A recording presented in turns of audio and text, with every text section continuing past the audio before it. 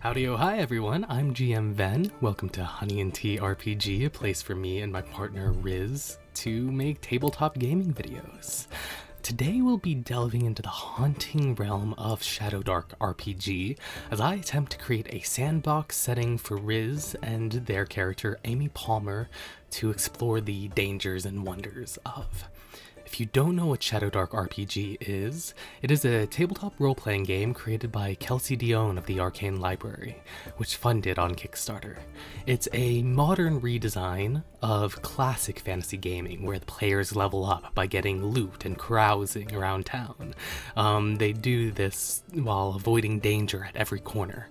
It's a much deadlier system where they recommend that you do like a level 0 gauntlet where your characters are the ones who make it out on the other side alive.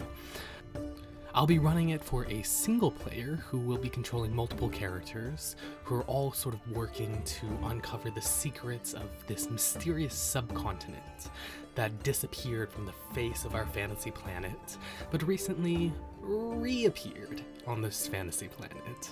So with that in mind, this is my warning now that if you want to watch our Shadowdark campaign, without any knowledge of what the villains are up to, what the general plot is, what I as the game master am plotting, go ahead and skip this series. We'll be getting really deep into the secrets and reveals of this world on this side of the channel. So if you're somebody who would rather see my GM side, go ahead and stick around. I think it could be very useful for people, and that's the reason I'm making this series. So with that out of the way, let's go ahead and jump into some world building. As you can see here, I've already done some work to create an ecologically diverse, sort of lost island map here. I made this after talking with my player about what sort of types of fantasy that they like, you know, and we learned that Riz is really into fae fantasy, specifically with fairies and mermaids, but also pirate fantasy. Now, when you think of fairies, mermaids, and pirates, what do you think of? Because for me, I thought of Peter Pan. Now, not the whimsical, light sort of Peter Pan of Disney, but of a more grittier sort of take on that world that sort of feels much more in line with Shadowdark RPG, a place where there's dungeons to explore. And we really wanted to explore this theme of youth and aging and growing up, because that's really what the Peter Pan story is about. And I went ahead and started this process with a little book here. Here, let me pull up my webcam again so that you can see. This right here is Neverland, a fantasy role-playing setting by Andrew Kolb. Now, this is a fascinating book with a lot of really cool ideas in it. They even come with a little map folded in there of Neverland. It's a hex map with different locations and tables and places of interest. And I thought this was a really cool like starting place, but it was still a little bit small in scale to what I preferred. So I mostly wanted to keep this book for ideas about the different factions that could be involved. They have like Wendy being this like solitary witch who aged up in the marshlands. So I made sure that there was marshlands on this map so that I could incorporate that. Excuse me. So here we have the lost island of Averia. Now, Averia is going to be a realm inspired by Neverland, where Neverland's innocence has been devoured by these encroaching shadows of time and entropy's progression after the green dragon of this world, who the people just call the crocodile, but the crocodile has been slain by Walter Alexander Harrow, the true name of Captain Hook. And since then, the island has been freed of its timelessness, and everybody who had to deal with this dragon, including Peter Pan and the Lost Boys, have begun aging. So they're going to look a lot different in this world from from our own.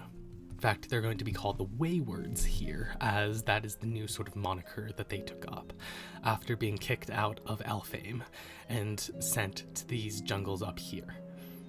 So, I think a good place to start would be with the 2 locations that I already marked here on the map. Now, before we get into these 2 competing colonies, I do want to talk about their different environments first, so that you get a sense of what each one is confronting.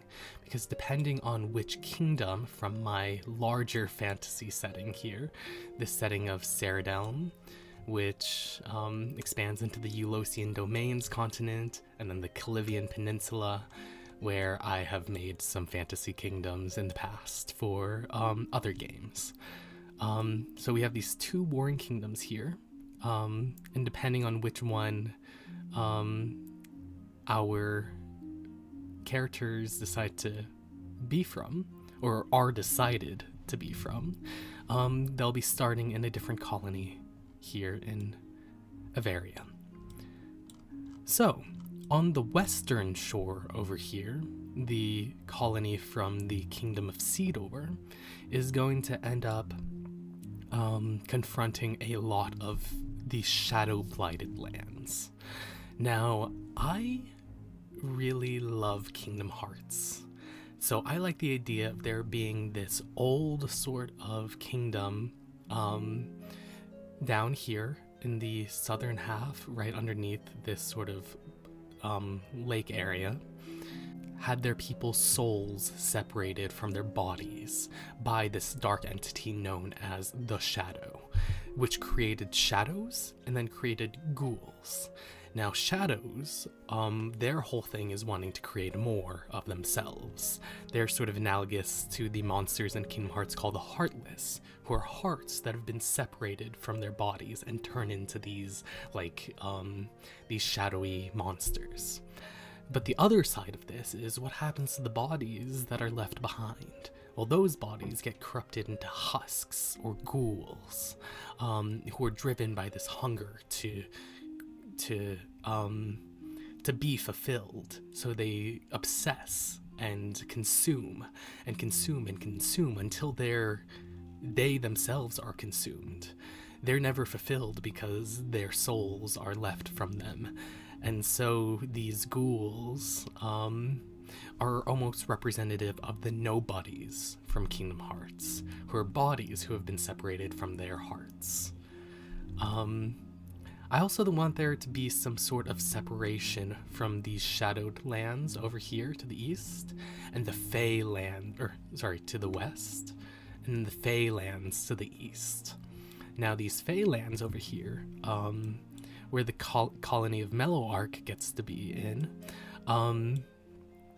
this nation ended up making a pact with the local Elfame queen, who allowed them into her borders, which are separated magically by a gate over here. So these, I think, are going to be Centaur Plains. Yeah, let me start writing some of this stuff in real quick. So we have the Shadow Blighted Kingdom, and then I think up here we're going to have the Gate of Elfame.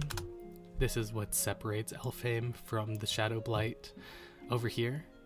Then we're going to have probably centaurs here, centaur steps. And then I think I like the idea of there being bird people in the northern part of these mountains, but harpies in the southern part of these mountains. And if you guys are curious about what this software is, it's called Legend Keeper, and it's a subscription model service. So we have harpies here, we'll have bird people there. I'm thinking that there should be a mermaid company, maybe on this shore, that sort of goes through here, maybe lives in this lake as well, in the center, a bit in the marshlands probably. I remember that in Andrew Kolb's book here, Wendy ended up being saved by mermaids. So I think having the mermaids there could be good. We'll have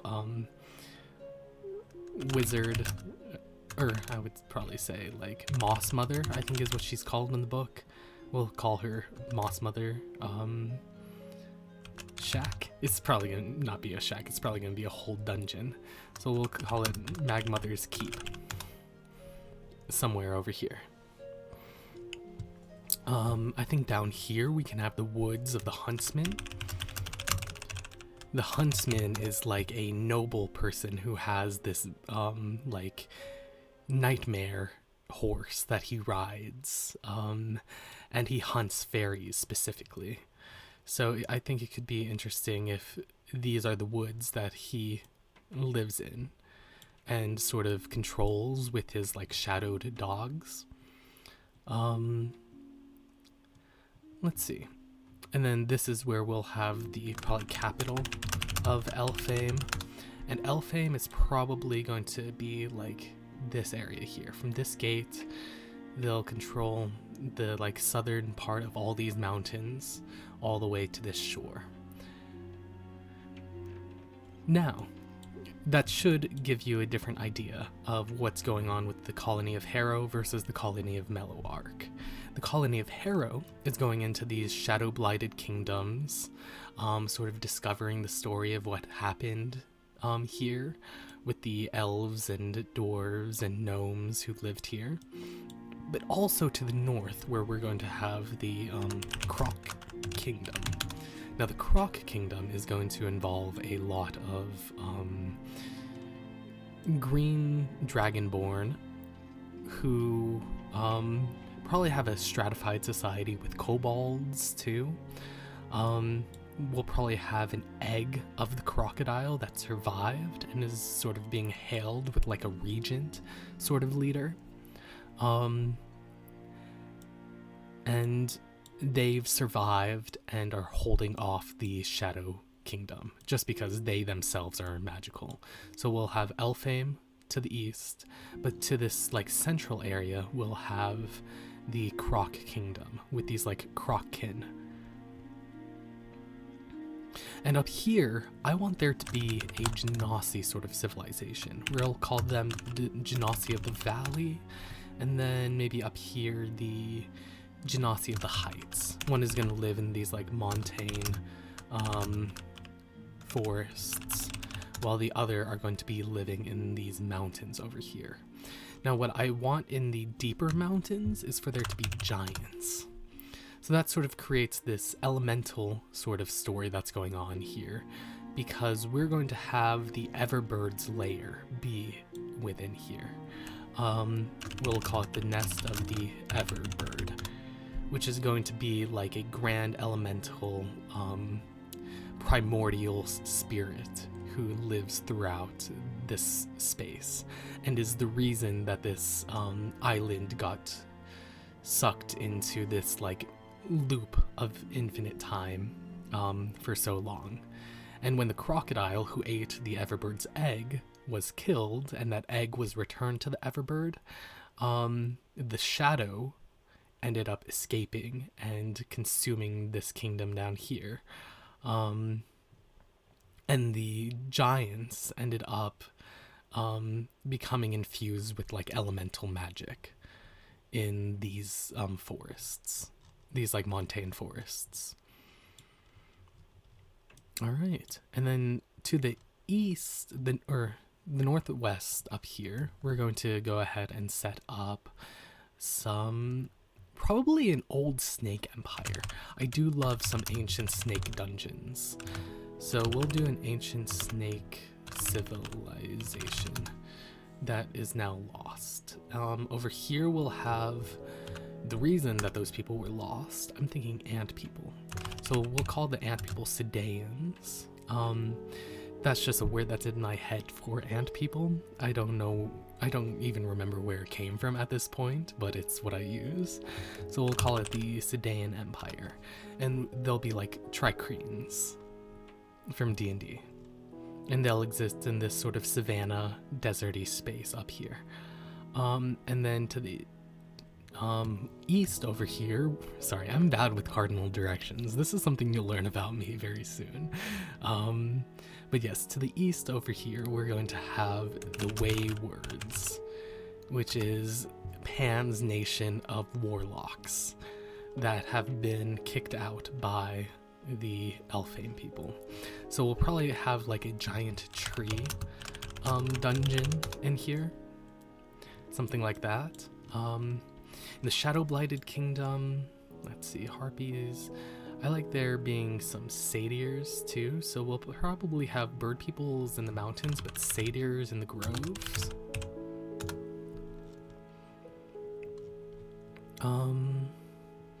We'll have just a bunch of fairies. I want there to be minotaurs somewhere. So we'll probably have them in the mountains as well. Just because I think a labyrinth would be awesome. I think I spelled labyrinth wrong, but that's okay. So let's develop the area around Harrow a little bit more. If we have a Shadow Blighted colony, we'll probably want some abandoned villages. Let me go ahead and fix that. Abandoned villages. So abandoned village 1, we'll do abandoned village 2, and I'll be going through and editing all of these pins later on to be more relevant. So this will probably just be like a dot like that where I click on it and it's abandoned city or abandoned village 2. But yes, this colony is going to have us going out and exploring a bunch of stuff like this. So we'll probably have keeps down here. So we'll have like abandoned keep that has shadow monsters in it. I'm thinking that there could be crossover of harpies who come out here to hunt. So we'll have these as rogue harpies who probably have their own sort of things. Oh, what if there's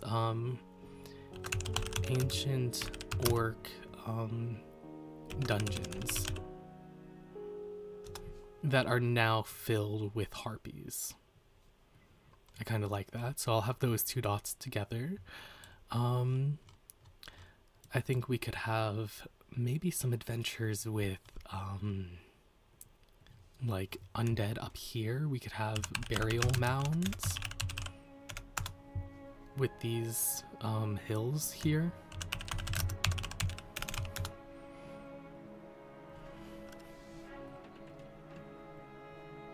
Here, burial mound. This area will probably also be kobolds. I kind of like the kobold capital being up here. So, kobold capital. Alright, so that gives a lot of different factions involved on this island, which if I were to fill out to review, we have an ancient snake empire, we have the Genasi of the Valley. Genasi are like elemental genie people. And we have the Genasi of the Heights, who live in the mountains instead. South of them, let's see if I remember, was the Krokkin Kingdom. I'll give all of these better names in the future, but this is just a brainstorming session, so I'm just putting all the ideas out there. We have the Sudaean Empire, the Ant people. We have the Waywards as a faction. We have the Ghouls, or Husks, I think is what I call them. We'll call them the Husk Kingdom. The Shadow Blighted Kingdom that's led by Husks and Shadows. We'll have the Elfhame as a faction, and probably just a bunch of smaller Fae factions, just because of the diversity. Yes. Alright. now that we have a good amount of locations here, I think I can craft some dungeons and starting adventures from either of these. So yeah, that's what our second video is going to be, me exploring the lore here. I'll change each of these symbols to be a little more reflective of what they are, and we can do some more videos working on some prep of the sandbox setting here. Yes. So everybody, thank you for watching. Keep your tea warm and your honey sweet.